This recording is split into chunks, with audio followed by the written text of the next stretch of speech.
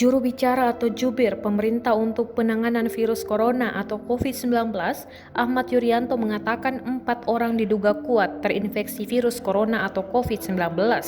Yuryanto menyebut, keempat orang tersebut pernah melakukan kontak langsung dengan salah satu pasien positif virus corona yang saat ini dirawat di RSPI Sulianto Saroso, Jakarta. Jadi yang kontak dekat sudah observasi di rumah sakit, 4 diduga kuat suspek positif, kata Ahmad Yuryanto di kantor Presiden Kompleks Istana Negara Jakarta, Jumat 6 Maret 2020. Sekretaris Direktorat Jenderal Pencegahan dan Pengendalian Penyakit atau P2P Kementerian Kesehatan ini mengatakan meski 4 orang ini diduga terinfeksi virus corona, namun hasilnya masih menunggu pemeriksaan lab. Ia menyebut 4 suspek ini positif corona karena mengalami gejala influenza dan flu. Karena kita yakini dia pernah kontak dengan orang kasus 1 dan 2 positif virus corona.